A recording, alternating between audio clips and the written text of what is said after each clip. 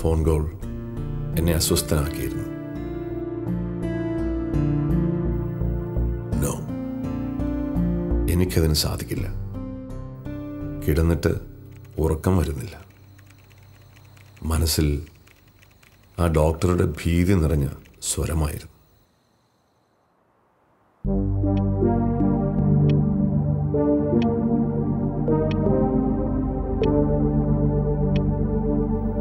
ഈ സമയം മുറിയിൽ ഞങ്ങൾ രണ്ടുപേരും കൂടാതെ മറ്റാരോ കൂടെയുള്ളതുപോലെ.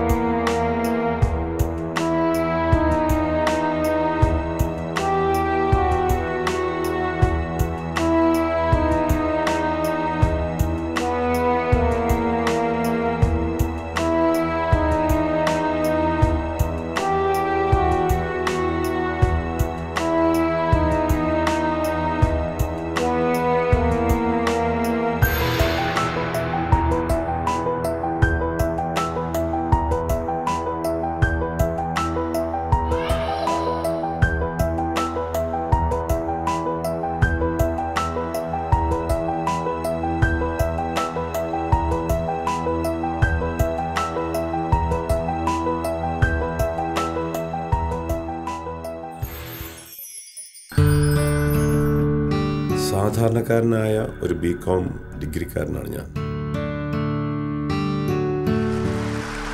മക്കൾ ദൈവത്തിന്റെ ദാനമാണ്. ഓരോ കുഞ്ഞും ക്രിസ്തുവിന്റെ പ്രതിരൂപമാണ്. ഉദരഫലം സമ്മാനം. ഞാൻ എൽവിസ് കോട്ടൂരാൻ. എൻ്റെ ജീവിതം പൂർണ്ണമായും ക്രിസ്തുവിന് വേണ്ടി മാറ്റിവെച്ചിരിക്കുകയാണ്. ഡിവൈൻ മേഴ്സി ഫെലോഷിപ്പ് എന്ന മിനിസ്ട്രിയുമായി ബന്ധപ്പെട്ട് വചന ശുശ്രൂഷ ചെയ്യുന്നു.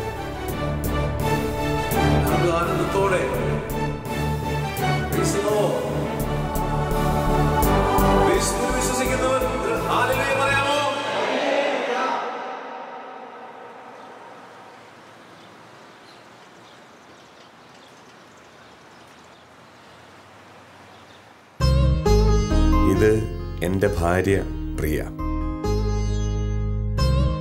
1995 ഞങ്ങളുടെ വിവാഹം. പെണ്ണുകാണലൊക്കെ പെട്ടെന്നായിരുന്നു. ക്രിസ്തുവിനെ പിൻചെല്ലണമെന്ന് തീരുമാനിച്ച് നടന്നിരുന്ന എന്നെ ഒന്ന് ശരിയാക്കിയെടുക്കാൻ കൂടിയായിരുന്നു എൻ്റെ വീട്ടുകാർ കൊണ്ടുവന്ന പ്രിയയുടെ ആലോചന. ക്രിസ്തുവാണ് എൻ്റെ ജീവിത ലക്ഷ്യമെന്ന് പ്രിയയോട് തുറന്നു പറഞ്ഞു. ഞാൻ വിചാരിച്ചു പ്രിയയ്ക്ക് അത് സ്വീകാര്യമാവില്ല. എന്നാൽ പ്രിയയ്ക്കത് ഇഷ്ടമായി. അങ്ങനെ ഞങ്ങളുടെ വിവാഹം നടന്നു. ഇത് പുതിയ ബ്രാൻഡാണല്ലോ, മേടിക്കണം. വേണ്ട അല്ലേ? എന്താണെന്ന് അറിഞ്ഞുകൂടാ. ഈയിടെ പ്രിയയ്ക്ക് ഇത്തിരി ഫോൺ വിളി കൂടുന്നുണ്ട്. ആ, ഇത് നിനക്ക് ഇഷ്ടപ്പെടും. ഒരു പാക്കറ്റ് എടുത്തിട്ടുണ്ടേ. ഇതൊന്നും നിനക്ക് വേണ്ടാത്ത. ഇനി ബില്ല് ടൈപ്പ് ചെയ്യണം, പ്രിന്റ് ഔട്ട് എടുക്കണം. ബില്ല് എന്താണെന്നോ അതൊക്കെ നീ പുറത്തു വരുമ്പോൾ എല്ലാം പഠിപ്പിച്ചു തരാമെന്നേ.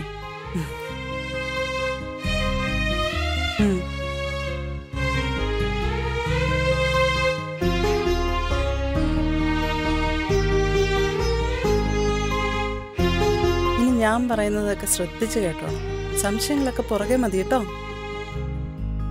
പറഞ്ഞെല്ലാം മേടിച്ചിട്ടുണ്ടേ.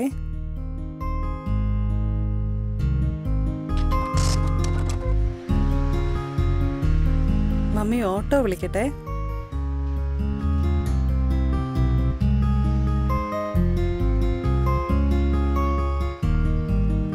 ഓട്ടോ എന്താണെന്നോ? അത് 3 ചക്രമുള്ളൊരു വാഹനമാണ്. എന്തൊക്കെ സംശയങ്ങളാ.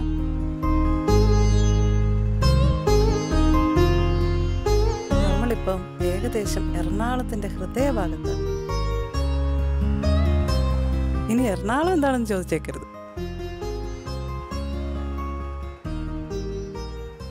എത്തി.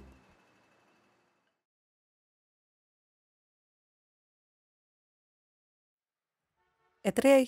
50 രൂപ. ഇനി ലിഫ്റ്റിൽ കയറാൻ പോവാണേ.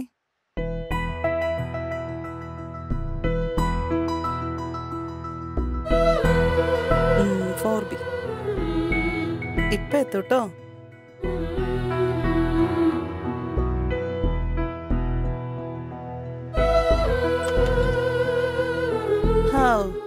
അങ്ങനെ നമ്മൾ ഫ്ലാറ്റിൽ എത്തിക്കഴിഞ്ഞു. ഇനി മമ്മിക്കൊരൽപ്പം വിശ്രമം വേണം. ഓ, എന്തൊരു ചൂടാ പുറത്ത് അല്ലടാ. കുഞ്ഞിന് വിശക്കുന്നെന്നോ? മമ്മി ഇപ്പൊ തരാവേ. കുറെ ഷോപ്പിംഗ് ചെയ്ത് ടയർഡായതല്ലേ, ക്ഷീണം കാണും. ഇവിടെ ആരും ഇല്ലേ? ഇനി ഇവിടുന്ന് ഷോപ്പിങ്ങിന് ഇറങ്ങിയപ്പോ തുടങ്ങിയതാണല്ലോ ഈ സംസാരം. ഇത് ആരോടെ ഈ ഫോണിൽ ഇത്രയ്ക്ക് സംസാരം? അത് പിന്നെ ഞാൻ... അത് ശരി, ഈ ഹെഡ്സെറ്റ് മാറ്റി വെച്ചിട്ടാണോ ഫോണിൽ ഇത്ര സംസാരിക്കുന്നത്? അതിനിപ്പോ ആരാ ഇവിടെ ഫോണിൽ സംസാരിച്ചത്? ആരോടെ സംസാരിക്കുന്നത്? ഞാൻ എന്റെ വാവയോട് സംസാരിച്ചത്. My God, you mean womb chat with our child? Yes, womb chat. Oh great, കൊള്ളാം. I appreciate it. Your loving and kind nature. Thank you. Super idea.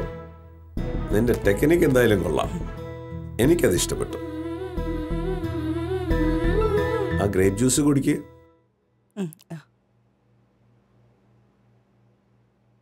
Oh, womb chat.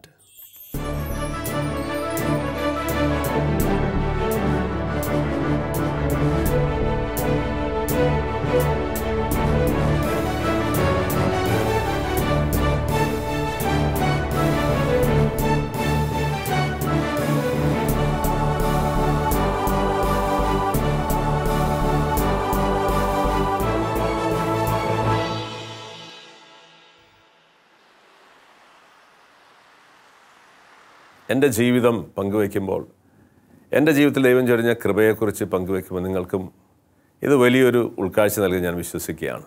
ഞങ്ങൾ ഒരു ധ്യാനത്തിന് പോയി കോഴിക്കോട് വെച്ച് 1995. അവിടെ വെച്ചാണ് ഞാൻ ശരിക്കും ഈശോയെ കൂടുതൽ അറിഞ്ഞതെന്ന് വെച്ചാൽ പേഴ്സണലായിട്ട് അറിഞ്ഞത്. ഈശോയ്ക്ക് എന്താണ് ഒരു കുടുംബത്തെക്കുറിച്ചുള്ള പ്ലാൻ എന്നും, ജനസിസ് 1:28, അതായത് നിങ്ങൾ സന്താനപുഷ്ടിയുള്ളവരായി പെറ്റുപെരുകി ലോകത്തെ കീഴടക്കുക, അതാണ് ദൈവത്തിനൊരു ഒരു കുടുംബത്തെക്കുറിച്ചുള്ള പ്ലാൻ.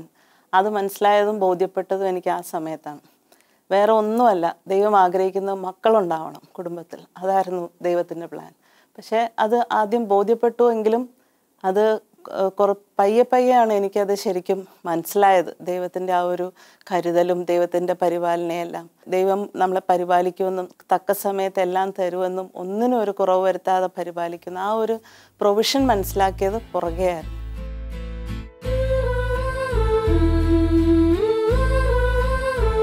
ദാരിദ്ര്യത്തിൽ മുങ്ങിത്താഴാൻ ഒരുങ്ങുന്ന കുടുംബത്തിലേക്ക് അവൾ വന്നു.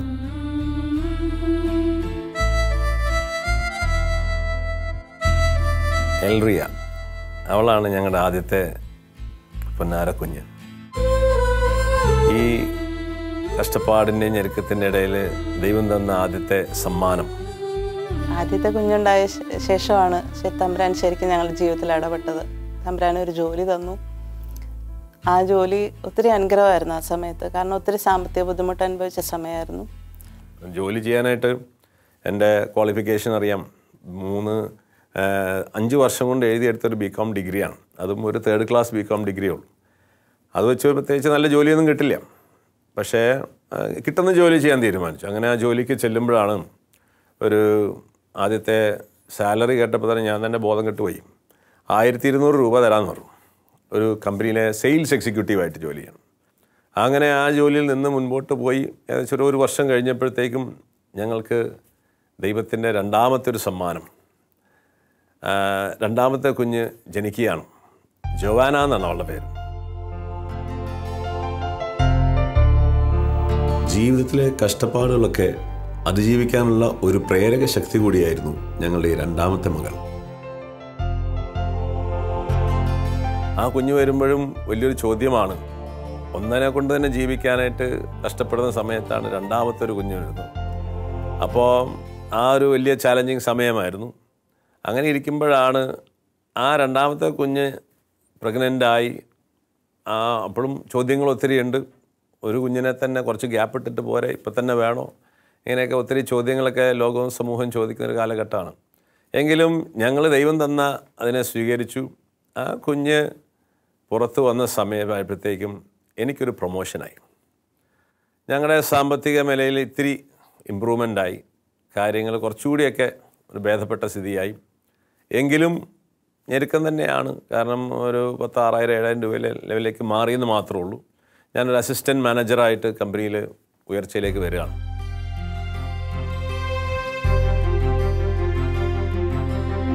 ഞങ്ങൾ രണ്ടാമത്തെ കുഞ്ഞിലൂടെ ദൈവം നൽകിയ അനുഗ്രഹമായിട്ടാണ് ഞങ്ങളതിനെ കാണുന്നത്.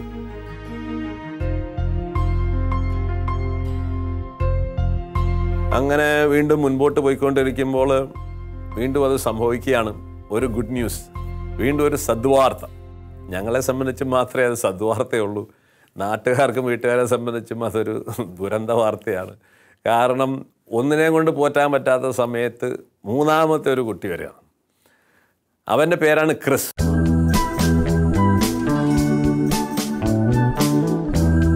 നല്ല സ്പോർട്സ്മാൻ സ്പിരിറ്റുള്ള ക്രിസ് ഓടാനും ചാടാനും ഒക്കെ കിട്ടുന്ന ഒരു ചാൻസും കളയില്ല. ഈ മൂന്നാമത്തെ കുഞ്ഞ് വന്നപ്പോൾ എനിക്ക് വീണ്ടും ഒരു പ്രൊമോഷനാകണം. ഞാൻ ആ സ്ഥാപനത്തിലെ ഡെപ്യൂട്ടി ജനറൽ മാനേജറാകണം. അങ്ങനെ വളരെ സീനിയറായിട്ടുള്ള ഒരു പോസ്റ്റിലേക്ക് വരുന്നു. വലിയ ഉത്തരവാദിത്തങ്ങളായി. അത്ഭുതങ്ങൾ നടക്കുകയാണ്. കാരണം പൊട്ടിപ്പൊളിഞ്ഞ് കിടക്കുന്നൊരു സ്ഥാപനം, കടം കയറി നിൽക്കുന്നൊരു സ്ഥാപനം, അവിടെ ഇങ്ങനെ ദൈവം ഇടപെടുകയാണ്. അത്ഭുതകരമായ പ്രോഗ്രസ് കമ്പനിയിലുണ്ടാകുന്നു. ജോലിയിൽ വീണ്ടും ഒരു 1.5 വർഷം കഴിഞ്ഞു. എല്ലാ 1.5-2 വർഷത്തിനിടയിൽ ദൈവം ഞങ്ങളെ അനുഗ്രഹിക്കുകയാണ്. അങ്ങനെ 4ാമത്തെ ഒരു കുഞ്ഞു വരികയാണ്. 4ാമത്തെ ആളുടെ പേര് സുസാന.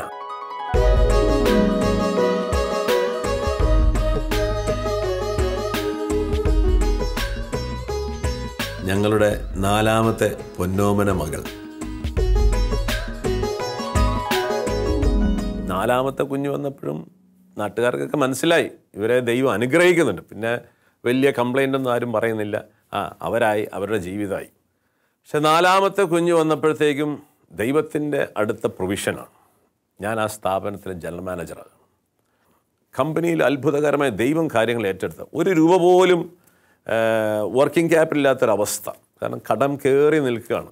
പലിശ കൊടുക്കാൻ പോലും പറ്റാത്തൊരു സ്ഥലത്താണ് ദൈവം ഈ സ്ഥാപനത്തെ അങ്ങ് ഏറ്റെടുക്കുകയാണ്. അങ്ങനെ കർത്താവ് സെയിൽസ് നടത്തും.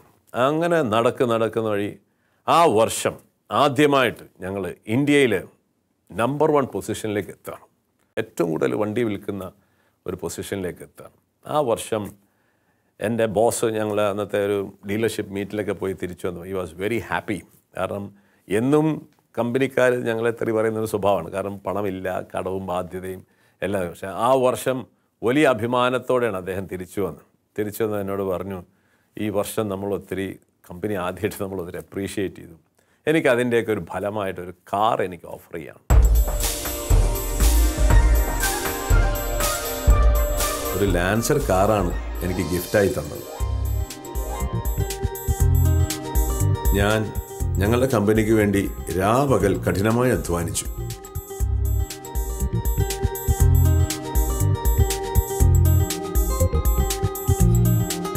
തൊടുന്നതെല്ലാം പൊന്നാകുന്ന ഒരവസ്ഥ. ഏത് കൈവച്ചാലും അതിൻ്റെ മേലെല്ലാം ദൈവം ആശീർവദിക്കുന്നൊരവസ്ഥ.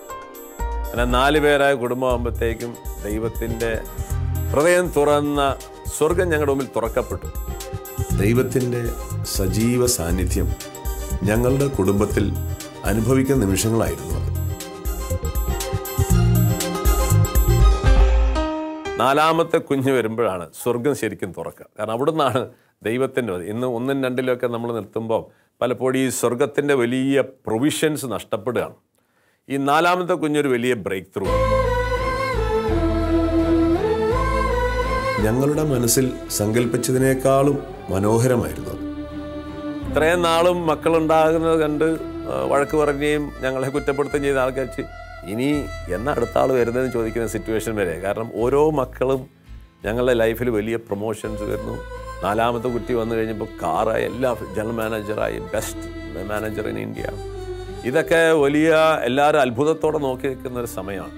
അപ്പോൾ ഇനി ഈ ജനം ചോദിക്കുകയാണ്, ഇനി അടുത്ത പ്രൊമോഷൻ എന്താണ്? ഒന്നും ആയിട്ടില്ല, വിശേഷമൊന്നും ആയിട്ടില്ല ചോദിക്കുന്ന സ്ഥിതിയാണ്.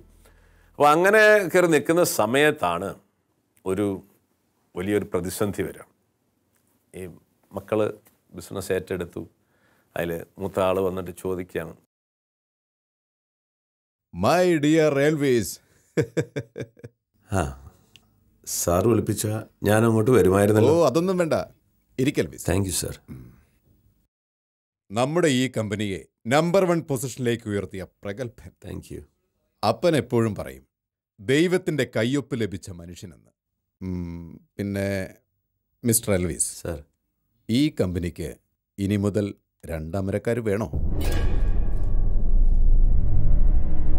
ഒന്നെങ്കിൽ ഞാൻ, അല്ലെങ്കിൽ താൻ.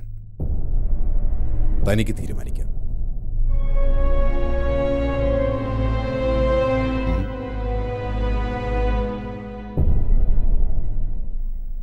Sir, I am quitting.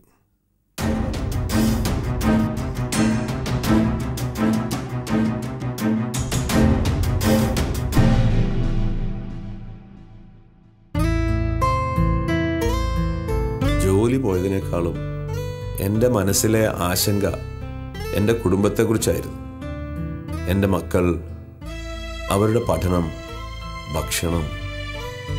ഈ വലിയ പട്ടണത്തിൽ തീർത്തും ഒറ്റപ്പെട്ടു പോയി നിൽക്കുമ്പോഴും ദൈവത്തിലുള്ള പ്രത്യാശ എന്നിൽ നിന്നും ചോർന്നു പോയിട്ടുണ്ടായിരുന്നില്ല.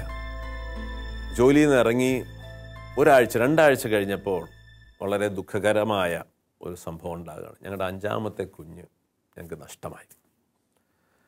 6 മാസം പ്രഗ്നൻ്റ് ആയിരിക്കുന്ന സമയത്ത് ഞങ്ങൾക്ക് 5ാമത്തെ കുഞ്ഞ് ബ്ലീഡിങ് വന്ന് നഷ്ടമായി.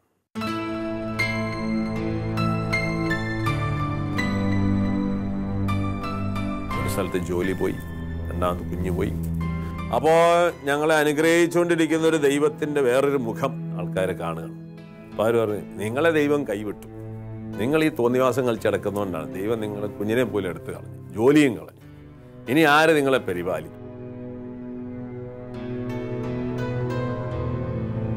അങ്ങനെ ഒരു സിറ്റുവേഷൻ നിൽക്കുമ്പോഴാണ് വീണ്ടും എന്ത് ചെയ്യുമെന്ന് അറിഞ്ഞുകൂടാ. അങ്ങനെ ഒരു ബിസിനസ് തുടങ്ങാൻ തീരുമാനിച്ചു. അങ്ങനെ ഒരു ഇവൻറ്റ് മാനേജ്മെൻറ്റ് കമ്പനി സ്റ്റാർട്ട് ചെയ്യണം.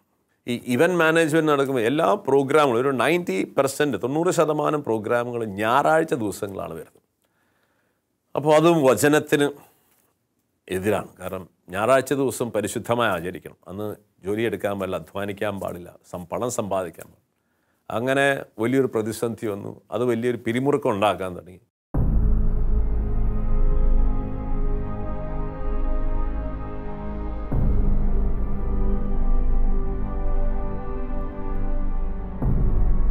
മുന്നോട്ടുള്ള കുടുംബത്തിൻ്റെ ചെലവുകൾ അതെങ്ങനെ നടത്തുമെന്ന ആശങ്ക അപ്പോഴും ഞങ്ങളെ അലട്ടുന്നുണ്ടായിരുന്നു.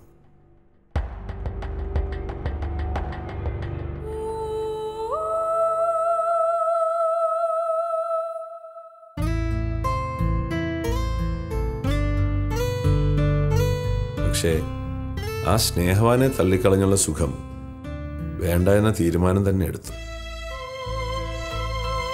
കൂടെ പ്രിയയും സപ്പോർട്ട് ചെയ്തപ്പോൾ എനിക്ക് ധൈര്യമായി. ഞാൻ പറയും, എൻ്റെ ജീവിതത്തിൽ എനിക്ക് ദൈവം തന്ന വിലമതിക്കാനാവാത്ത സമ്മാനമാണ് എൻ്റെ ഭാര്യ പ്രിയ. ഓർക്കുമ്പോൾ അഭിമാനമുണ്ട്. അത്രയ്ക്ക് സ്നേഹമാണ്. അതിനുദാഹരണം 1000 പ്രാവശ്യമെങ്കിലും മറിച്ചു കണ്ടിട്ടുണ്ടാവും ഞങ്ങളുടെ വിവാഹ ഫോട്ടോ.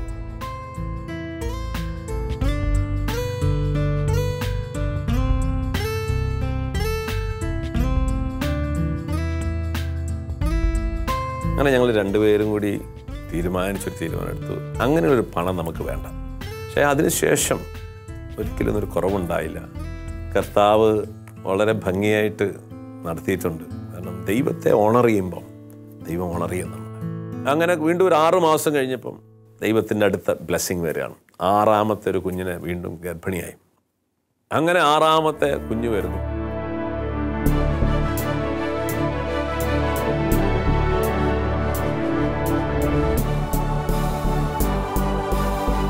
ഇതാണ് ഞങ്ങളുടെ 6ാമത്തെ മകൾ റോസീന.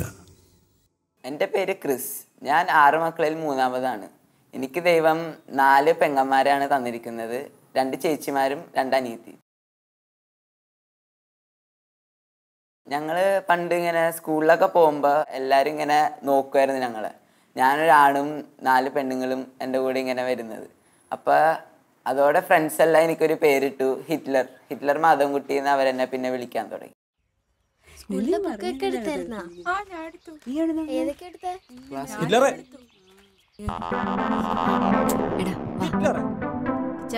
വിട്ടേക്കടാ, വിളിച്ചേ. എടാ നിന്നെ തന്നെ ഹിറ്റ്ലറെ. എടാ ഇങ്ങോട്ട് വാ, ആൾക്കാരങ്ങനെ പലതും പറയും. ഹിറ്റ്ലറെ, ഈ ചേട്ടന് വേറൊരു പണിയില്ലേ? പേടിത്തോണ്ട് ഇവനൊക്കെ ആരാ ഹിറ്റ്ലർ എന്ന് കേട്ടത്?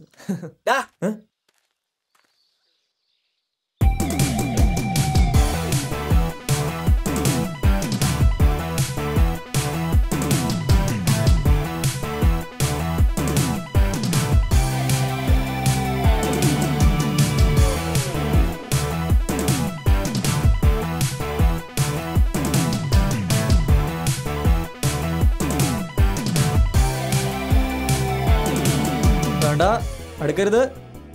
ഞാനുള്ള പശകാണേ. വേണ്ട.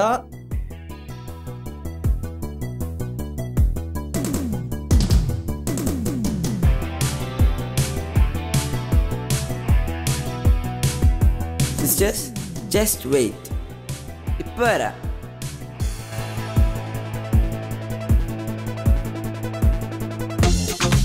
ഉണ്ടല്ലോ, അവിടെ നിക്കൂലടാ.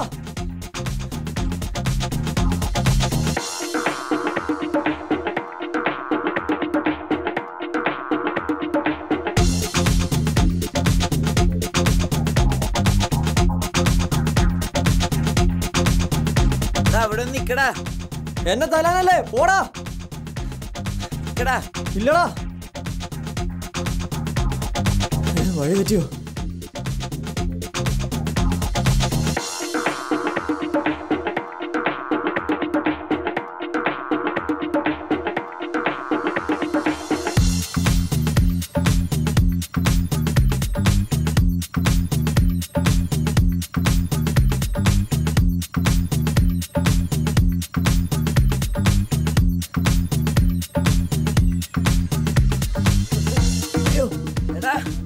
വീഴും വീഴും.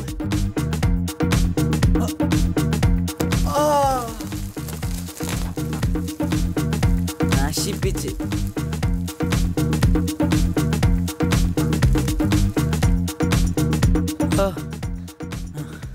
അയ്യോ, എന്നൊന്നും ചെയ്യല്ലേ, ഞാനൊരു പാവാണേ.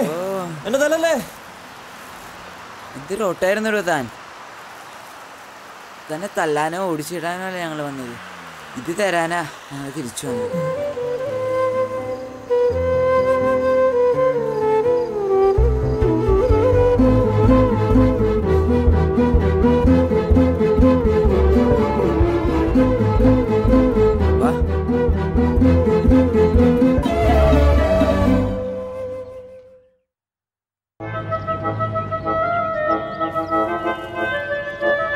കുഴപ്പമൊന്നുമില്ലല്ലോ? ഏയ് ഇല്ല. എന്നാ ശരി. ക്ഷമിക്കണം, ഇനി ഹിറ്റ്ലർന്ന് അങ്ങനെ ഇനി ഞാൻ വിളിക്കില്ല. അങ്ങനെ വിളിച്ചാലും എനിക്ക് ഫീൽ ചെയ്യില്ല. പെങ്ങന്മാരെ കാത്തുസൂക്ഷിക്കുന്ന ഒരു കഥാപാത്രത്തിന്റെ പേരല്ലേ അത്. സാരമില്ല. Thanks for gift. ഓക്കേടാ.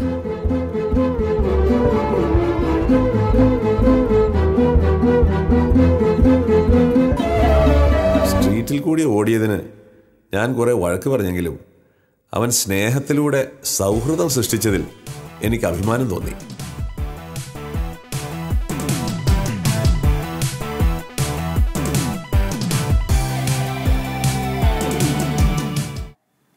അതിന് ഞാൻ കുറെ പ്രാർത്ഥിച്ച്. ഇനി ഞാൻ ഇങ്ങനെ ഹിറ്റ്ലർ മാധവൻകുട്ടി ഇങ്ങനെ വിളിച്ച് മതിയായതോടെ കുറേ പ്രാർത്ഥിച്ച് എനിക്കൊരു അനിയനെ കിട്ടി.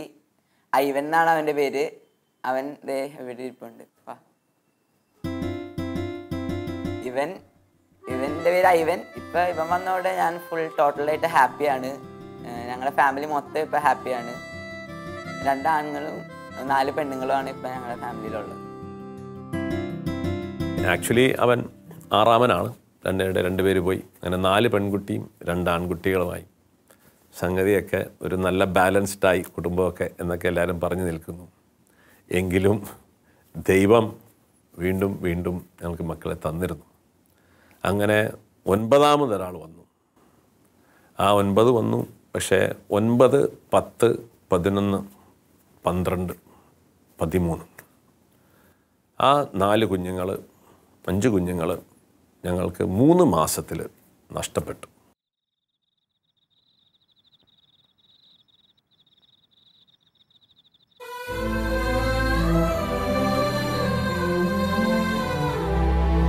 അഞ്ച് വർഷക്കാലം കൊണ്ട് 7 മക്കളാണ് ഞങ്ങൾക്ക് പിറക്കാതെ പോയത്.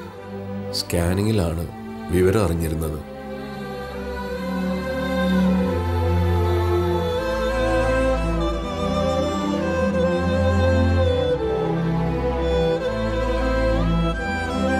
ഞങ്ങൾക്ക് നഷ്ടമായ ഇവർക്കൊക്കെ മനസ്സിൽ രൂപം നൽകിയ ചിത്രങ്ങളാണിത്.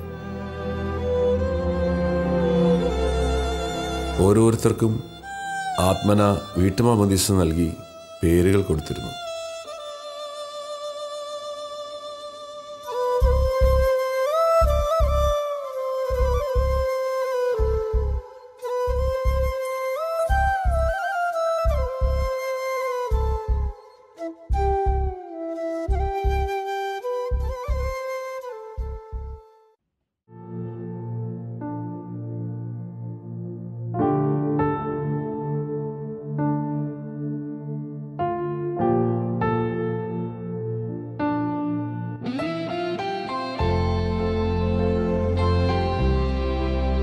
കാലം മായ്ക്കാത്ത മുറിവുകളില്ലല്ലോ.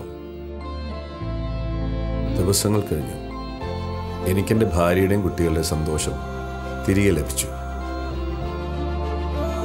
എന്നാലും ഞങ്ങൾക്ക് നഷ്ടപ്പെട്ടു പോയ മക്കൾക്ക് വേണ്ടി എന്നും പ്രാർത്ഥിക്കാറുണ്ട്.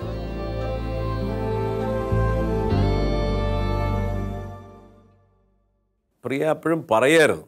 കാരണം കുറേ കുഞ്ഞുങ്ങൾ നഷ്ടപ്പെട്ടൊരു ഗ്യാപ്പ് വീട്ടിലുണ്ട്. ഇളയ ആൾ വന്നതിന് ശേഷം 6 വർഷമായി. 6 വർഷമായിട്ട് ഒരു അടുത്ത ആൾ വരാത്തതിൻ്റെ ഒരു വാക്യൂം ഞങ്ങളുടെ കുടുംബത്തിലുണ്ട്. അത് പ്രിയനെ സംബന്ധിച്ചും പറയും. ആ സാറായിക്ക് വയസ്സായപ്പോൾ ദൈവം ഇസ്ഹാക്കിനെ കൊടുത്തവർ എനിക്കും ആരെങ്കിലും കുറേ കിട്ടിയാൽ കൊള്ളായിരുന്നു. കാരണം ഞങ്ങൾക്ക് പിള്ളേരെ പ്രിയക്ക് വലിയ ആഗ്രഹമായിരുന്നു. ഒരു കുഞ്ഞുകൂടി വേണമെന്നുള്ള വലിയ ആഗ്രഹം. അങ്ങനെ ദൈവം ആ പ്രാർത്ഥന കേട്ട് 14ാമത്തെ ഒരു കുഞ്ഞിന് ഉദരത്തിൽ ആകുകയാണ്.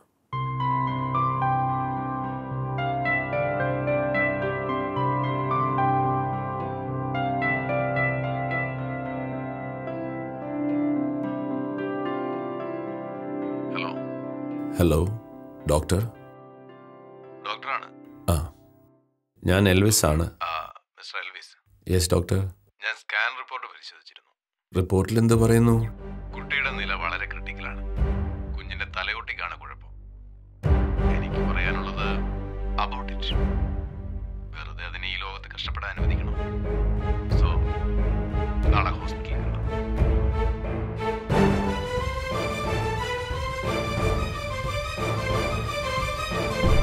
ഞാനാകെ തകർന്നു പോയ നിമിഷങ്ങളായിരുന്നു. എനിക്ക് പറയാനുള്ളത് എനിക്ക് ഒരു കാര്യം ഉറപ്പായി.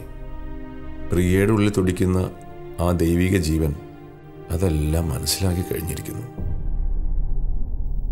ഈ സമയം മുറിയിൽ ഞങ്ങൾ 2 പേരും കൂടാതെ മറ്റാരോ കൂടെയുള്ളതുപോലെ.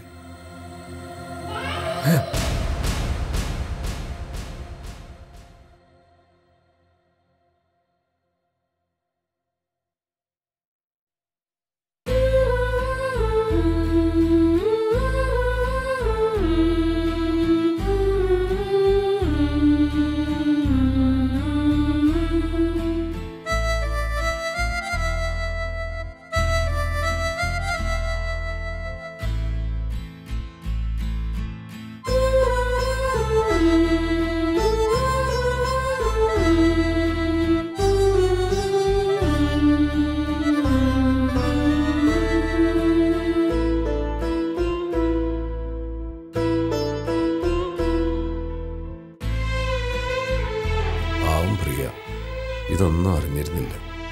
അറിയിക്കണം.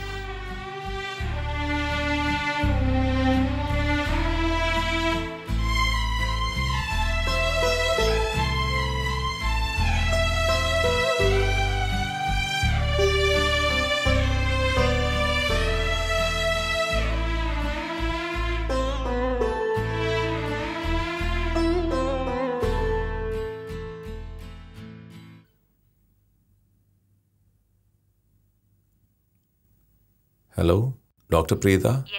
Doctor Preetha speaking. Hello doctor, ഞാൻ എൽബിസ് ആണ്. ഡോക്ടറിൻ്റെ കയ്യിലൊരു റിപ്പോർട്ട് ഞാൻ അയച്ചിരുന്നു. നിങ്ങളുടെ കുഞ്ഞിന്റെ മെഡിക്കൽ റിപ്പോർട്ട് ഞാൻ കണ്ടു. പറഞ്ഞതുപോലെ കുഞ്ഞിന്റെ സ്കള്ളിൽ ഒരു വിടവ് കാണുന്നുണ്ട്. പക്ഷേ ഡോക്ടർ, ഞങ്ങൾക്ക് കുഞ്ഞിനെ വേണം. നിങ്ങൾ ഇത്രമാത്രം റിസ്ക് എടുത്ത് കുഞ്ഞിനെ രക്ഷിക്കാൻ ഉത്സാഹം കാണിക്കുമ്പോൾ ഓക്കെ, കൊണ്ടുവാ. I will do my level best. Thank you doctor. അപ്പോൾ ദയവായിട്ട് തോന്നിപ്പിച്ചതാണ്. ഞാൻ അന്നേരം തന്നെ മെഡിക്കൽ റിപ്പോർട്ടിൻ്റെ മറ്റൊരു കോപ്പി വേറൊരു ഡോക്ടറെ കാണിച്ചിരുന്നു. അങ്ങനെ ഡെലിവറിക്കുള്ള സമയമായി.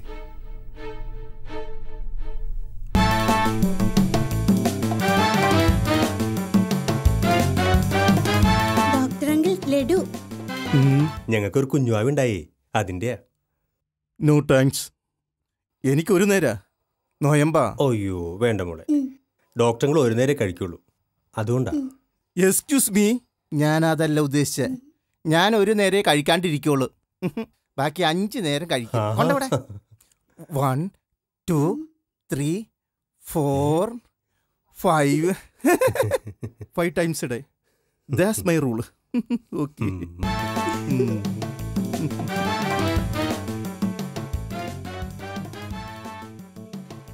Good morning. Good morning.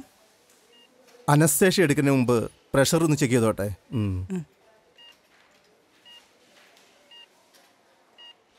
സിസ്റ്ററുടെ പേര്? പ്രിയ. നൈസ്. ഇത് എത്രാമത്തെ കുട്ടിയാണ്? 14ാമത്തെ കുട്ടി. ദൈവമേ, 14? 4 അല്ല, 14. My God. Okay.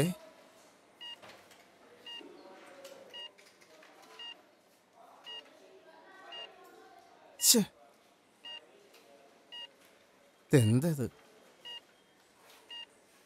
Sister. Yes doctor. ഈ പഴയ BP അപ്പാരറ്റസ് ഒന്ന് മാറ്റിക്കൂടെ? വേറെ ഒരെണ്ണം കൊണ്ടുവന്നേ. അതിനിത് പഴയതല്ലേ ഡോക്ടർ? ഇത് പഴയതല്ലേ? ഒന്നുകൂടെ ട്രൈ ചെയ്ത് നോക്കൂ, അത് വർക്കിംഗ് ആണ്. ദേ, എന്നെ പഠിപ്പിക്കാതെ നോക്കണ്ട കേട്ടോ. ആഹാ, ഫസ്റ്റ് പൾസ് കിട്ടി.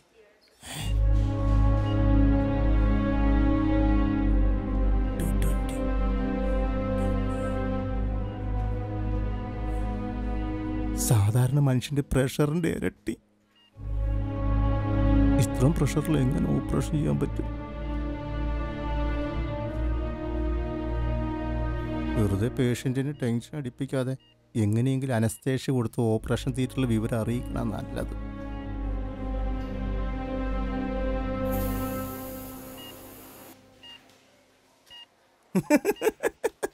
ഒരു കുഴപ്പമില്ല, സില്ലി, സിമ്പിൾ, നോ പ്രോബ്ലം. പക്ഷേ ഈ രണ്ടാമത്തെ റിസ്ക് ഡോക്ടർ എന്നോട് നേരത്തെ പറഞ്ഞിരുന്നത് കൊണ്ട് ഞങ്ങൾക്കറിയാമായിരുന്ന കാര്യങ്ങൾ ചിലപ്പോൾ ജീവന് വരെ നഷ്ടമായേക്കാം.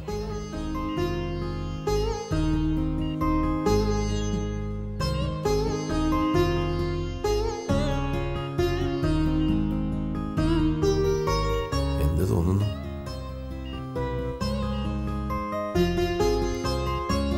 നമ്മുടെ കുഞ്ഞിന് വേണ്ടി പ്രാർത്ഥിക്കണം. പ്രാർത്ഥിക്കാം.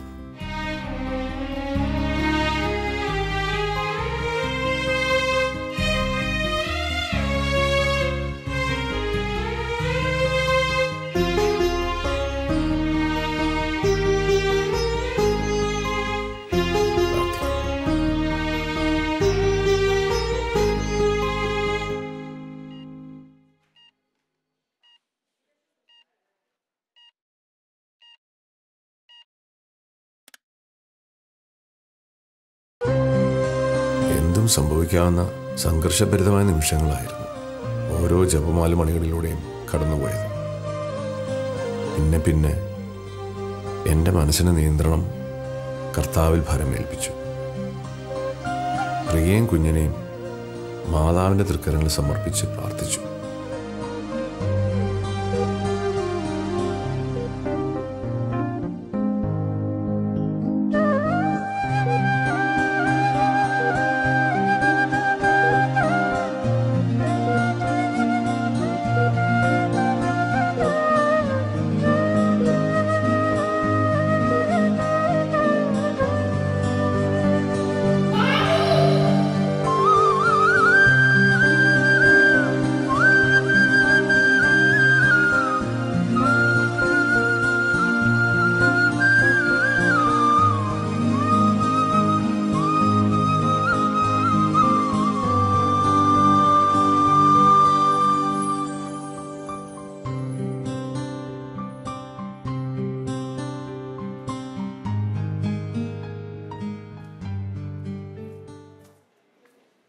സിസ്റ്റർ, യെസ്, പ്രിയ, ഒരു ഡെലിവറി കേസ്. ഡെലിവറി കഴിഞ്ഞു. കുഞ്ഞിന്റെ കാര്യത്തിൽ എന്തോ ഒരു കൺഫ്യൂഷൻ ഉണ്ട്. ഡോക്ടറെ കാണാൻ പറഞ്ഞു. ഓ ദൈവമേ.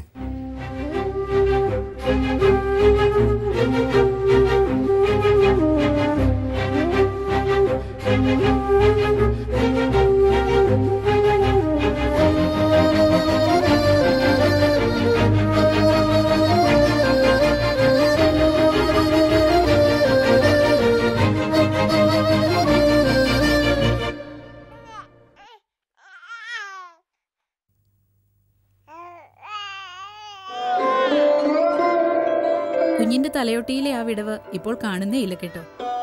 Child is perfectly all right. പേടിക്കാനൊന്നുമില്ല.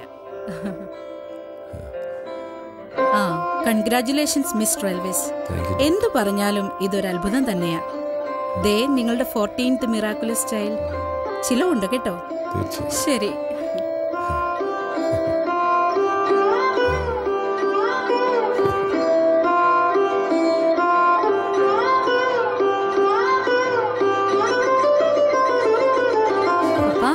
എങ്ങനെയുണ്ട് നമ്മുടെ കുഞ്ഞുവാവ? ഗ്രേറ്റ്. God is great.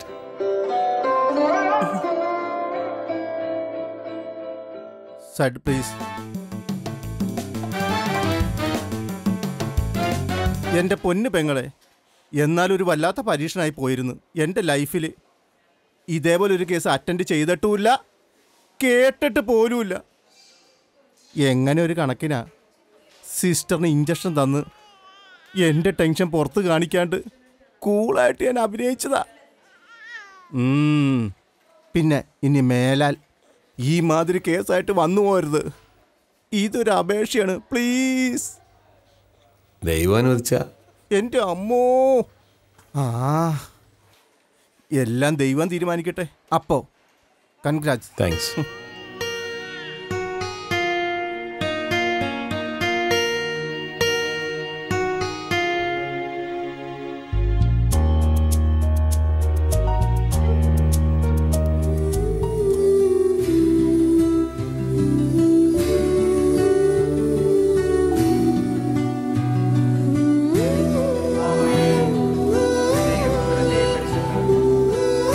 ഇതാണ് ഞങ്ങളുടെ 14ാമത്തെ കുഞ്ഞ്, ഇസബൽ മേരി. പ്രാർത്ഥിച്ച് കിട്ടിയ ഞങ്ങളുടെ നിധി.